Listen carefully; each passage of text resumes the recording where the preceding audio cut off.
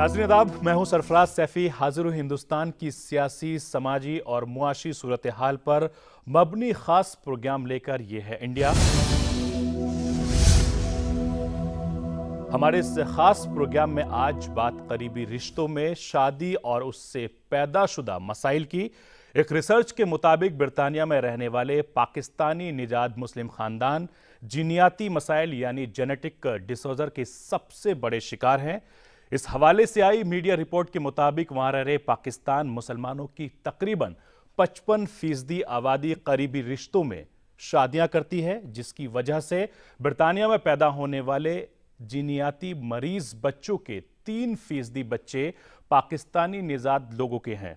अब सबसे बड़ा सवाल यह है कि क्या मजहबी एतबार से जायज करार दी गई इस रिवायत पर एक बार फिर से गौर करने की जरूरत है ताकि हमारी नई नस्ल सेहतमंद हो। हम इस मौजू पर बात करेंगे। हमारे मुल्क में मुस्लिम समाज में ऐसी शादियों से किस तरह के मसाइल पैदा हो रहे हैं, इसी मौजू पर बात करने के लिए हमारे स्टूडियो में 3 खास मेहमान मौजूद हैं। हमारे साथ एम्स के doctor assistant professor doctor Neeraj Gupta, doctor Ashar Qadir साहब और हमारे साथ सीनियर वकील सलमान हाशमी साहब मौजूद हैं। आप सभी का खैर मकदम है। डॉक्टर नीरजा, सबसे पहले इस शो की शुरुआत में आपसे करना चाहूंगा, करीबी रिश्तों में जो शादियां होती हैं उससे जेनेटिक डिसऑर्डर आप किस नजरिए से देखती हैं? जब भी हमारे पास एक पेशेंट अपनी प्रॉब्लम्स लेकर आते हैं, पेरेंट्स बच्चे में कि कोई जेनेटिक नुक्स है या उसको दिखाने के लिए आते हैं, तो सबसे पहले हमारा यही एक सवाल होता है कि आपकी शादी रिश्तेदारी में है या नहीं है, क्योंकि ऐसी कई तरह की बीमारियां हैं जो कि जेनेटिक होती हैं और रिश्तेदारी में शादी होने के कारण हो सकती हैं।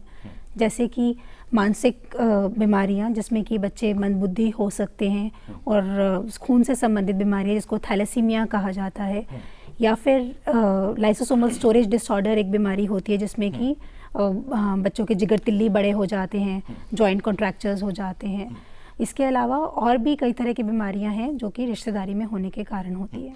ऐसे तमाम केसेस आपके पास आते होंगे जो सदियों से, जैसे आपने कहा कि केस जब आप देखते हैं, किसी बच्चे को आप देखते हैं तो उससे क्या क्या मालूमात आप करते हैं, मसलन उसके खानदान के बारे में, ये जो करीबी रिश्ता है जैसे फूफा की बेटी, मामा का बेटा, इस तरीके से आप किस तरीके से जब केस की स्टडी करते हैं तो किस नज़र से देखते हैं? तो एक बहुत इम्पॉर्टेंट भाग जो होता है हिस्ट्री लेने का, जिसको मेडिकल भाषा में बोला जाता है, फैमिली हिस्ट्री एक बहुत इम्पॉर्टेंट पार्ट होता है, जिसमें हम पूछते हैं कि अगर उनकी शादी रिश्तेदारी में है तो किस तरह से रिश्तेदारी में है, क्या वो दोनों फर्स्ट कजन्स हैं या फिर अंकल नीस की रिलेशनशिप है या आंट नेफ्यू की रिलेशनशिप है, और कोई परिवार में बच्चा उस तरह का कोई और किसी और को इस तरह की प्रॉब्लम है या नहीं है।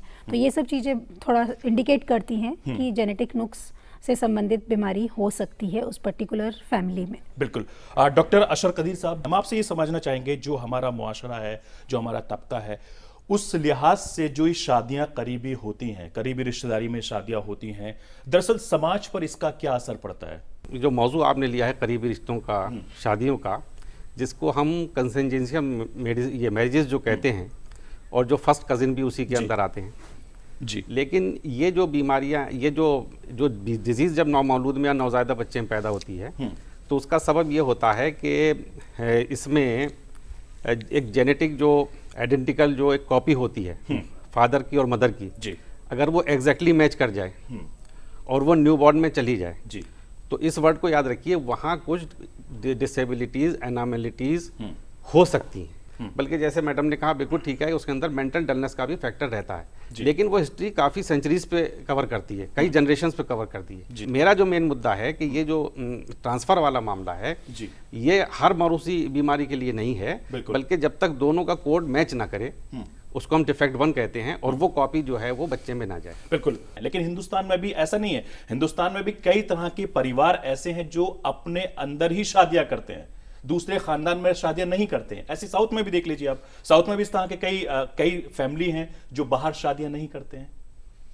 वो उनका एप्रीहेंशन है, उनको अपनी वैल्यूज को बचाने के लिए, वो अपनी वैल्यूज को, फैमिली वैल्यूज को बचाने के लिए, फैमिली ट्रेडिशंस को बचाने के लिए वो आपस के अंदर, वो एक क्लैन है, उस क्लैन के अंदर शादी करते हैं जी। डॉक्टर नीरजा, आपने जैसा कि कहा कि जब भी कोई बीमारी होती है आप सबसे पहले उनसे सवाल यही करते हैं, क्या आपने करीबी रिश्तेदारी में शादी की, और शादी की तो आप किस तरीके से उस तमाम जो चीजें हैं, कड़ियां हैं, उनको जोड़ती हैं आप?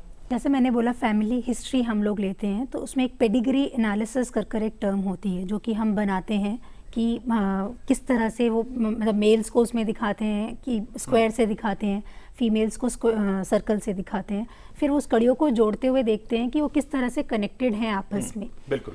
फिर साथ में डिपेंड करता है कि उस बच्चे में क्या प्रॉब्लम्स हैं, उसके हिसाब से फिर हिस्ट्री लेकर और इवैल्यूएशन की जाती है। मैं एक ही बात कहना चाहूँगी यहाँ पर, अगर सपोज़ कोई भी कंजेनाइटल एबनॉर्मेलिटीज़ का अगर प्रिवेलेंस हम बोलें कि 3% तक है ओवरऑल, तो अगर वो कंसैंग्युनिटी है, अगर फर्स्ट कजन्स हैं तो वो लगभग डबल हो जाता है अगर शादी रिश्तेदारी में होती है तो। अगर वो और दूर का रिश्ता है तो थोड़ा सा वो तो तभी भी वो इंक्रीज होता है पर उतना ज़्यादा इंक्रीज नहीं होता है। तो अगर 3% है फर्स्ट कज़न मैरिज में, वो 3 से 6% हो जाएगा, सेकंड कज़न मैरिज में वो हो सकता है 4% के आसपास में रहे। तो ये ऐसी स्टडीज़ अवेलेबल हैं और इंडिया के भी डिफरेंट पार्ट से डिफरेंट तरह की स्टडीज़ अवेलेबल हैं जो ये बताती हैं। डॉक्टर नीरजा, मैं आपसे ये जानना चाहूँगा कि इस तरीके के केस आपके पास आते हैं, आप इस चीज़ को मानते हैं? हाँ। बिल्कुल मानते हैं। हाँ जी। मैं हाशमी साहब यही जिक्र करना चाह रहा था कि दरअसल हिंदुस्तान में भी इस तरह के केस आते हैं, चूंकि डॉक्टर हैं और आपने शायद सुना भी होगा। अगर ऐसी कोई डिफॉर्मेलिटी की बात किसी जनरेशन में आती है तो उसको अवॉइड करना चाहिए, क्योंकि मजहब कहीं इन चीजों पे रुकावट नहीं है। लेकिन ये बीमारियां होती हैं, आप इसी बात से बीमारी हो सकती है, बीमारी होने से किसको इनकार है? कहीं भी किसी को कोई बीमारी अगर होती है तो ये तो उसकी प्रॉब्लम है, उसका इलाज भी है, और उन चीजों में अगर परहेज है तो मजहब भी कहता है कि परहेज करो। मैं एक आंकड़े पर बात करूं, ऐसी कितनी शादियां, कैसे कितने केसेस आपके सामने आते होंगे? आउट ऑफ कितना, ये भी ऐसा कोई फॉर्मल एनालिसिस हमने नहीं किया है कि इतने परसेंट लेकिन पेशेंट्स आए, बट काफ़ी हाई कंसैंगिनिटी, मतलब इस शब्द को बोलते हैं कंसैंगिनिटी इंग्लिश में, साइंटिफिक लैंग्वेज में। तो ऐसे काफ़ी हाई परसेंटेज पाई गई है जो जेनेटिक डिसऑर्डर्स वाले पेशेंट्स होते हैं। तो उनमें कंसैंगिनिटी एक बहुत इंपॉर्टेंट फैक्टर टाइप से हम बोलते हैं कि वो फैमिली रिस्क पर हो सकती है। पर एक बात मैं ये कहना चाहूँगी, अगर वो फैमिली रिस्क पर भी है, अगर शादी रिश्तेदारी में हो भी गई है तो भी हम देख सकते हैं कि कारण जान सकते हैं कि वो ऐसा क्यों हुआ उस पर्टिकुलर फैमिली में, उसकी जेनेटिक जांच कर सकते हैं, डायग्नोज करते हैं, स्पेसिफिक डायग्नोसिस बना सकते हैं और प्रिवेंट कर सकते हैं अगली फैमिली, अगले बच्चे में वो वाली प्रॉब्लम आने के लिए। और हर फैमिली में ऐसा नहीं है कि अगर वो बच्चा, पेट में बच्चा आ रहा है, लेडी प्रेग्नेंट हो रही है तो हर बच्चे में वही रिस्क होगा। हर प्रेगनेंसी में चांस होता है 4 में 1, 25% होने का चांस होता है वो पर्टिकुलर प्रॉब्लम आने का। 4 में 3 चांस होता है कि बच्चा ठीक होगा। तो ऐसा नहीं है कि अगर 4 बच्चे हुए हैं तो चारों को वो दिक्कत होगी, 4 में 1 चांस होगा कि बच्चे को दिक्कत आ सकती है। बिल्कुल। कदीर साहब, दरअसल ये मुस्लिमों का ही मसला नहीं है, एक पारसी जो धर्म है वहां पर भी इस तरह के कई सारे केसेस सामने आए हैं। रिसर्च में पता चला है कि वहां पर भी इस तरह की जो बीमारियां हैं वो देखी जाती हैं। ये दूसरे समाज के भीतर और दूसरे तबकों के भीतर भी ये बात होती है। इस आप किस नजर से देखते हैं? मेडिकल पॉइंट ऑफ व्यू से ये तो हमने मैरिज कर दिया, बिल्कुल। अदरवाइज इसको मैं एक लफ्ज दूंगा यूनियन, कि जब भी क्लोज ब्लड रिलेशन में यूनियन होगी, है ना, उसके ये जेनेटिकल डिसऑर्डर्स आएंगे, आ सकते हैं। अब उसमें रहा क्लोज मैरिजेस का मसला, तो क्लोज मैरिजेज मैं समझता हूं कि हमारी भी अभी तक कोई, अब अगर डाटाज अगर ऐसे आए हैं पर्टिकुलर टारगेट करके कि भाई आपका जो मुस्लिम फैमिली है कि नहीं है, उसमें कोई जेनेटिकल डिसऑर्डर्स हैं, तो अगर कोई फाइंडिंग सामने आती है तो we are well aware about that. बिल्कुल। अगर अवेयरनेस की बात करें कदीर साहब की, अगर मान लीजिए कि इस तरह के केसेस आ रहे हैं तो हमारे मुआशरे समाज में किस तरीके से इसको लेना चाहिए? अगर शादियां अगर करीबी खानदानों के भीतर हो रही हैं और इस तरह की बीमारियां आ रही हैं तो शायद इस परंपरा को तोड़ना भी चाहिए। कजिन्स की शादी होती है, लाजिम नहीं है वो, तो आप ये समझ लीजिए कि कुछ सिविलाइजेशंस में, मैं यहाँ बता दूं कि पहले अगर हम हिस्ट्री पढ़ेंगे तो वहां पर तो शुरू से लेके अब तक biological, we are the one of the biological creatures on the earth. तो बायोलॉजिकली तो सिस्टर और ब्रदर भी आपस में मैट कर सकते हैं, ठीक है। तो टू अवॉइड दिस थिंग कि उसकी बिल्कुल, मैंने जैसे आपको बताया था कि identical copy of the gene एक ना हो जाए, उसको अवॉइड करने के लिए एक कस्टम ये जरूर है इस्लाम में या मुसलमानों के साथ कि आपको बस यहां तक आना है, यू मे कम कजिन तक आ सकते हैं, यू कैन, आप उससे आगे नहीं बढ़ सकते।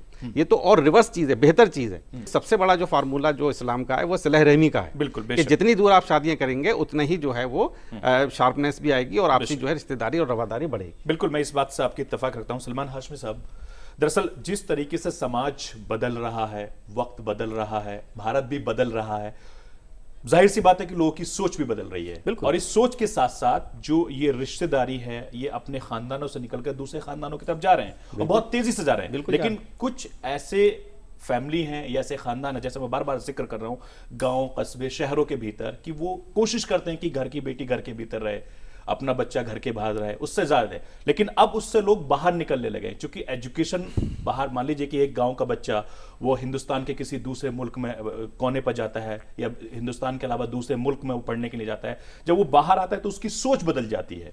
तो ये भी एक बड़ा फैक्टर है। नहीं, बिल्कुल बड़ा फैक्टर है। मैं तो ये बात कह रहा हूँ ना कि देखिए, आज के इस पढ़े लिखे दौर में, जबकि दुनिया कहाँ से कहाँ पहुँच चुकी है, आज हम मंगल पे जाने की बात करते हैं और मंगल पे, तो मेरा ये कहना है कि जब इतनी एजुकेशन के लिए दुनिया में हर मजहब में कहा गया है, इस्लाम हमेशा बार बार कहता है कि उतलबुल इल्मु मिनल महदी इलल लहद, आप माँ की गोद से लेकर कब्र तक इल्म हासिल करो। बिल्कुल। यानी कहाँ है, फिर कहा है कि आप चीन चाहे जाके इल्म हासिल करो। एजुकेशन पे पहला इंसिस्टेंस है just to make the society civilized, समाज को तहजीब याफ्ता बनाने के लिए, एक रूल्स, एक मॉडल रूल्स के ऊपर चलाने के लिए, जो इस्लाम का जो तर्ज तरीक़ा है, हमारी जो किताब है कुरान पाक, वो हमारे लिए पूरी कॉन्स्टिट्यूशन ऑफ लाइफ है। बेशक। और उस कॉन्स्टिट्यूशन ऑफ लाइफ है, गॉड ने हमें एक बुक दी है जी। और जिसके तहत है हर मजहब ने अपनी अपनी बातें कही गई हैं, और किसी मजहब में बात गलत नहीं कही गई है। सिर्फ हम उन चीज़ों पर गौर करें और अमल करें, चाहे दुनिया का कोई भी मजहब हो, वो सच्चा है और अपनी बात कहता है, उसको सिर्फ उस धर्म के मानने वाले उस पर अमल करेंगे तो उनको कहीं परेशानी नहीं होगी।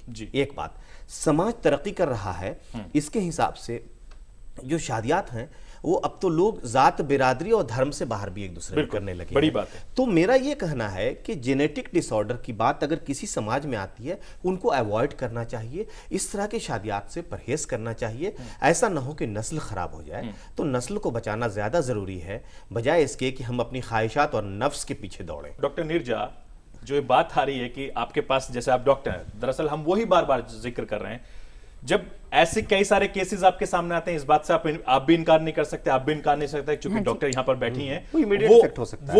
वो केस आते हैं, और उन्होंने कहा कि बहुत अच्छी तादाद में आते हैं। दरअसल अगर ये केस हमारे सामने आ रहे हैं तो हमें इस पर गौर करने की जरूरत है, हमारे समाज को, मुआशरे को जरूरत है। डॉक्टर मिर्जा, मुझे ऐसा लगता है कि इसमें डेफिनेटली, जैसे ब्रिटिश इंग्लैंड में भी रिसर्च हुई है, हमें भी ऐसा कुछ करना चाहिए कि कितने परसेंटेज कंसैंग्यूनिटी है, और ऐसी हैं भी स्टडीज़, इंडिया से भी अवेलेबल हैं डिफरेंट पार्ट से। तो हम देख सकते हैं कि लार्ज स्केल पर ऐसी कितने परसेंट में बर्थ डिफेक्ट्स होते हैं जो कि कंसैंग्यूनिटी से रिलेटेड हैं, मतलब क्लोज मैरिज से रिलेटेड हैं।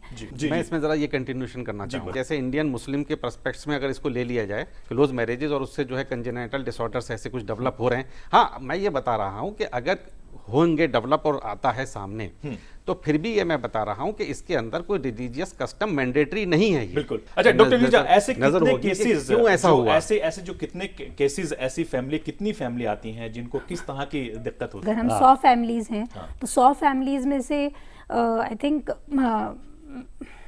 20% में भी विद ये पेशेंट्स होंगे जो कि कंसैंग्यूनिटी की हिस्ट्री हो सकती है जिसमें, बट ओवरऑल भी इंडिया में डिफरेंट स्टडीज के हिसाब से 20 से 50% तक का रेट बताया गया है कंसैंग्यूनिटी का, मतलब क्लोज रिलेशनशिप से रिलेटेड।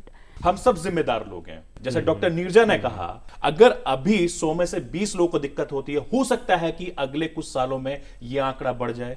एक ये फैक्ट भी है, जैसे मैंने पहले भी बोला कि कंजेनाइटल मैलफॉर्मेशंस जो जन्मजात बीमारियां होती हैं, बनावटी में खराबी होती है, अगर वो 2 से 3% उसका रेट है, और अगर शादी रिश्तेदारी में है तो वो लगभग डबल हो जाता है। इसके लिए कोई अलग से रिसर्च नहीं करनी, ये बिल्कुल फैक्ट, नोन फैक्ट्स हैं, वो तो उन ये नोन फैक्ट्स हैं कि तो इसका मतलब ये रिश्तेदारी में शादी एक थोड़ा सा फैक्टर है जो कि हमें मतलब प्रॉब्लम्स की तरफ, मतलब जिसमें आ सकती है प्रॉब्लम। तो इसका मतलब ये नहीं है कि हमें जानना, इसका मतलब ये है कि हमें देखना है कि वो प्रॉब्लम्स कौन सी हैं और अगर उसको हम प्रिवेंट कैसे कर सकते हैं अगली जनरेशन में। जो बीमारियां ऑटोसोमल रिसेसिव होती हैं, इसका मतलब कि एक खराब जीन अगर पिता में है, एक माता में है, अगर वो मिल रही है तो वो हर फैमिली के लिए डिफरेंट भी हो सकती हैं। जो हमारे आवाम है, वो जो देख रही है, वो दरअसल ये समझना चाहेंगे कि अगर मान लीजिए कि इस तरह की दिक्कत होती है तो उससे किस तरह से बचा जाए। हाँ, तो मतलब पहले तो ये है कि दिक्कतें कौन सी हो सकती हैं, पहले वो जानना इम्पोर्टेंट है। तो दिक्कतें जो हो सकती हैं, जैसे बच्चा कुछ शुरू के ही पीरियड में पैदा होने के कुछ महीनों में ही बच्चे की डेथ हो जाती है। अगर ये बार बार हो रहा है तो एक हम सोचते हैं कि जेनेटिक कारण हो सकता है जी। ठीक है। दूसरा है कि मांसपेशियों संबंधित दिक्कत को होना। तीसरा है कि न्यूरोडिजेनरेटिव डिसऑर्डर्स बोले जाते हैं, जिसमें कि बच्चा कुछ समय तक ठीक होता है, उसके बाद उसके जो उसने गेन किया होता है वो लूज हो जाते हैं माइलस्टोन्स, वो एक बीमारी होती है। चौथा एक थैलेसीमिया, जो सभी वाकिफ हैं, थैलेसीमिया सब में कॉमन है वो, हिंदूज में भी है, मुस्लिम्स में भी है, सब में ही मतलब कई 2-3%, 4% तक उसका रेट होता है, कैरियर रेट है उसका। तो वो एक प्रॉब्लम होती है जो कि रिश्तेदारी में शादी होने के कारण बढ़ता है। और वो रिश्तेदारी में शादी पंजाबीज़ में भी होती है कई जगह पर, साउथ इंडिया आपने बोला ही, मुस्लिम्स हैं ही, और विद इन क्लोज कम्युनिटी भी होती है। अगर हम अग्रवाल कम्युनिटी की बात करें तो अगर हम विद इन क्लोज कम्युनिटी भी अगर हम शादी कर रहे होते हैं तो भी हमारी कुछ जीन्स मिलती हैं आपस में एक दूसरे से। 3 सेगमेंट होते हैं किसी भी प्रोफाइल के जी। एक होता है एनाटॉमिकल प्रोफाइल, जैसे हाथ पांव से माजूर हो जाना। एक होता है फिजियोलॉजिकल डिसऑर्डर, ठीक है, जैसे जो है मेटाबॉलिज्म एक्टिविटी में जैसे डायबिटीज वगैरह डेवलप हो जाना, हालांकि वो होती है हेरिडिटी कैरेक्टर, लेकिन बाद में जो है मेटाबॉलिज्म डिसऑर्डर होता है। तीसरा कैरेक्टर ये होता है कि उसके अंदर जो है वो मेंटली ब्लंट हो जाना है, बच्चा सब ठीक है लेकिन वो शार्प नहीं होता है, तो मंद बुद्धि होता है। लेकिन ये चीज़ें जो हैं ये हेरिडिटी कैरेक्टर से जुड़ी हुई हैं, जो पेरेंट्स से होती हैं, और उसमें वालिद से अलग आता है, मतलब पैटर्नल और मैटरनल अलग अलग चीज़ आती है, तब मौरूसी बीमारी बनती है। यहाँ जो आप कह रहे हैं जो करीबी शादियों का मामला है, यहाँ पर दोनों का जीन रिजेम्बलेंस बिल्कुल एक होना चाहिए जी, और उससे जो डिफेक्ट 1 पैदा होता है जिसको हम आइडेंटिकल कॉपी कहते हैं जी, वो आना चाहिए। और वो जो आइडेंटिकल कॉपी होती है वो एक बार के रिलेशन या उसमें नहीं आती एक न्यूबॉर्न के अंदर, बल्कि वो जनरेशन टू जनरेशन अगर कोई चीज़ आ रही है तब वो चीज़ डेवलप करती है। जहाँ तक आपने पाकिस्तानी और यूके में जो बात कही, मैं पहले ही कह रहा हूँ कि हम हर चीज़ को ध्यान में रखते हैं उसके। अब वहाँ पर उनकी जो कम्युनिटी साइज़ है वो यकीनन छोटा होगा, बिल्कुल उस कम्युनिटी साइज में उनकी जो चीज़ है, लेकिन उसमें हम ये सिर्फ ये नहीं कह सकते कि वो जो है बाउंड टू इस्लाम होने की वजह से ऐसा कर रहे हैं। कहीं कोई परमिशन नहीं है कि आप क्लोज में शादी कीजिए, ऐसा कोई बात नहीं है, बॉन्डिंग नहीं है, बॉन्डिंग कहीं है ही नहीं। अब उस बॉन्डिंग से निकलने के बाद उनको भी अच्छा, अब जैसे हम भी जाएं तो उनसे भी कहेंगे भाई आप इसको जो है आप क्लोज मैरिज ना करके दूसरी तरफ कीजिए, तो ना वो कहीं इस्लाम से खारिज हो रहा है ना इस्लाम कुछ है, वो तो ये बता रहा है। अब जो इंडिया में जैसे आप कह रहे हैं कि अगर यहाँ पर हो रही हैं ज्यादा, लेकिन ये इसमें ही नहीं है, बल्कि आप देखिए हर जगह होता है। साउथ में क्या होता है, साउथ में सेकंड कजिन से हो रही, चलो फर्स्ट को छोड़ के सेकंड कजिन से हो रही, पारसियों में जो है फर्स्ट कजिन से ज्यादा हो रही है, वहां पर तो दूसरी तरफ आते ही नहीं है, और वो भी इसी देश के और इसी जगह के नागरिक हैं, तो उनकी भी प्रॉब्लम्स हमारी। मैं बिल्कुल सबसे कहता हूं कि इन चीजों को इस नजरिए से देखा जाए कि अगर कोई शिकायत इस तरह की खानदान में मिलती है तो इससे परहेज करना चाहिए। आपने प्रिकॉशन के लिए एक बात रखी है, अच्छी बात है, इस पे गौर करने की जरूरत है, सबको समझना चाहिए। और उसके लिए सबसे जरूरत है कि इंसान जब पढ़ा लिखा होगा, तालीम याफ्ता होगा, एजुकेटेड होगा, तभी अच्छे और बुरे की तमीज कर सकता है, बिल्कुल, और खराब और गंदे की तमीज कर सकता है। डॉक्टर नीरजा, जेनेटिक डिसऑर्डर से कौन कौन सी बीमारियां होती हैं जिससे हमें सावधान रहना चाहिए, जिससे हमें अवेयरनेस होना चाहिए, और इनसे कैसे बचा जाए? जेनेटिक डिसऑर्डर्स जो कि करीबी शादियों से, करीबी रिश्तेदारी में शादियों से संबंधित हैं, वो एक है, जैसे मैंने पहले भी बताया, जो पेट में डेथ हो जाना या फिर शुरू के कुछ पीरियड में डेथ हो जाना, बार बार ऐसा होना, एक तो ये कारण हो सकता है जिसको मेटाबॉलिक डिसऑर्डर्स बोलते हैं। दूसरा होता है लाइसोसोमल स्टोरेज डिसऑर्डर, जिसमें कि कई तरह की दिक्कतें होती हैं। बच्चे का जिगर तिल्ली बढ़ जाता है, वो दिमाग से कुछ समय तक नॉर्मल होते हैं, उसके बाद एकदम से न्यूरो रिग्रेशन हो जाता है, तो इनको न्यूरो डिजेनरेटिव डिसऑर्डर्स भी बोलते हैं। तीसरा कुछ तरह की मैलफॉर्मेशंस होती हैं जो कि हमें बताती हैं, मतलब बर्थ डिफेक्ट्स, बनावटी में खराबी होती है, जैसे कि उंगलियां ज़्यादा होना या फिर किडनी में सिस्ट होना, तो ये भी कुछ इंडिकेट करती हैं कि बच्चे को इस तरह की दिक्कत ना हो जी। कुछ बीमारियां होती हैं जो कि थोड़ी लेट एज में आती हैं, जिसमें कि रेटिनाइटिस पिगमेंटोसा बोलते हैं, रात में दिखना बंद हो जाता है, तो वो भी इससे रिलेटेड हो सकती है। तो बेसिकली ये है कि अगर हमारे परिवार में कोई भी जेनेटिक डिसऑर्डर से रिलेटेड मरीज़ है जिसमें कि इस तरह की दिक्कतें हैं जो कि आम भाषा में मतलब कॉमन दिक्कत, वो कॉमन भी हो सकती है, पर अगर जेनेटिक डिसऑर्डर से संबंधित है, जैसे थैलेसीमिया संबंधित, तो इस तरह की प्रॉब्लम है, अगर कोई भी दिमाग से कम होना या फिर बच्चे बार बार गिरना, या फिर बच्चे बार बार गिरना एक जेनेटिक, इसका करीबी रिश्तेदारी से कुछ नहीं है, पर ये जो मैंने अभी कारण बताए हैं, तो फिर हमें कम से कम उसको डॉक्टर के पास लेकर जाकर उसका कारण जानने की कोशिश करनी चाहिए कि ऐसा क्यों हुआ, ताकि हम अगले बच्चे के लिए उस परिवार को मदद कर पाएं, एक स्पेसिफिक डायग्नोसिस बना पाएं पहले बच्चे के लिए, और अगले बच्चे में प्रिवेंट कर पाएं अगली प्रेगनेंसी के समय में। और अगर कुछ फैमिली, अगर जैसे अब ये जागरूकता अगर बढ़ रही है, तो प्री कंसेप्शन काउंसलिंग का भी एक कॉन्सेप्ट है, विच मीन्स कि आप शादी से पहले भी या फिर शादी के बाद भी पेट में बच्चा आ जाता है, उससे पहले हमें एक बार जाकर डॉक्टर की सलाह लेनी है कि क्या हम किसी बीमारी से के रिस्क पर हैं या नहीं हैं, क्या हम उसके लिए टेस्ट कैरियर स्क्रीनिंग कर सकते हैं या नहीं, क्योंकि कैरियर स्क्रीनिंग एक ऐसा स्क्रीनिंग का माध्यम है जिसके द्वारा हम देख सकते हैं कि बच्चों को कि पेरेंट या वो फैमिली रिस्क पर है या नहीं है एक पर्टिकुलर जेनेटिक डिसऑर्डर होने के लिए। अच्छा डॉक्टर, एक सवाल बनता है कि जिस तरीके से दूसरी कंट्रीज में शादी से पहले ब्लड टेस्ट किया जाता है, क्या ऐसा भी मुमकिन हो सकता है? तो इसको बोलते हैं carrier screening, population based carrier screening. तो ये अभी तक जैसे पॉसिबल है जहाँ पर बहुत प्रिविलेंस ज़्यादा हाई है किसी पर्टिकुलर डिसऑर्डर के लिए, तो उसके लिए होता है। हमारी कंट्री में भी हो रहा है ये, थैलेसीमिया के लिए जैसे टेस्ट किया जाता है, उसके लिए देखा जाता है कि कपल कैरियर्स हैं या नहीं है। अगर वो कैरियर होते हैं तो पेट के बच्चे की जांच कर देखा जाता है कि उनको दिक्कत है या नहीं है, पर हर एक के लिए ये सुविधा उपलब्ध नहीं है हर बीमारी के लिए। कुछ कहना चाह रहे थे? मैं ये कहना चाह रहा था, देखिए जहाँ तक आपने ब्लड टेस्ट की बात की है, तो ये तो एक चीज़ पहले भी आई थी, जैसे जिसको हम कहते हैं कि ब्लड ग्रुप इनकम्पिटेबिलिटी। उसके अंदर जब ब्लड ग्रुप मैच नहीं करता है तो उसमें RH फैक्टर एक चीज़ होती है, RH फैक्टर नेगेटिव पॉजिटिव, उसके भी बिल्कुल यही चीज़ें आती हैं सामने कि अगर मदर जो है RH नेगेटिव है और फादर RH पॉजिटिव है और उसकी वजह से अगर प्रेगनेंसी हो रही है तो फिर जो है बच्चा जो है फर्स्ट चाइल्ड सर्वाइव कर जाएगा या पहला सर्वाइव नहीं करेगा, या फर्स्ट चाइल्ड सर्वाइव कर जाएगा फिर कोई दूसरा बच्चा सर्वाइव नहीं किया। तो उसके लिए तो ब्लड टेस्ट आ गया कि ठीक है, उसको तो हम प्रिकॉशनरी देख सकते हैं कि अगर मदर जो है वो नेगेटिव है, RH नेगेटिव, तो फादर अगर RH पॉजिटिव है तो उसको हम कर सकते हैं। बिल्कुल। लेकिन मैं यही आखिरी बात कहना चाहता हूं मेडिकल स्टूडेंट के ताल्लुक से कि देखिए ये तो बिल्कुल एक अलग चीज़ है और इससे क्लोज मैरिज का कोई ताल्लुक नहीं है ब्लड ग्रुप का। इवन ये भी देखा गया है कि दोनों भाइयों में से एक भाई का RH पॉजिटिव है, RH नेगेटिव है, जबकि फादर मदर का दोनों पॉजिटिव है। तो ये काफ़ी, ये भी जेनेटिकली ही ट्रेवलिंग है कोड की। डॉक्टर नीरजा, आखिरी कमेंट। तो मेरा आखिरी कमेंट बस यही है कि हमें जागरूक होना चाहिए कि करीबी रिश्तेदारी में शादी होने से प्रॉब्लम्स हो सकती हैं, लेकिन अगर कुछ टेस्ट अगर अवेलेबल हैं तो वो टेस्ट के लिए सलाह की जा सकती है किसी भी जेनेटिसिस्ट से। और अगर फैमिली में कोई प्रॉब्लम अगर है ऑलरेडी तो हम उसके लिए डेफिनेटली जाकर डिस्कस करें जेनेटिक डॉक्टर से या फिर कोई पीडियाट्रिशियन से, और उसके लिए फिर पक्का डायग्नोसिस बनने पर अगले प्रेगनेंसी में उसको प्रिवेंट करें, टेस्ट कर देखें, और ताकि अगला बच्चा हमारे पास स्वस्थ हो, हेल्दी हो। तो हमारी इस खास पेशकश में आज बस इतना ही। हमारे इस प्रोग्राम पर आप अपनी राय भी दे सकते हैं। हमारा ईमेल ID है ddurduspecials@gmail.com। फिलहाल हमारी पूरी टीम को दीजिए इजाजत। आदाब।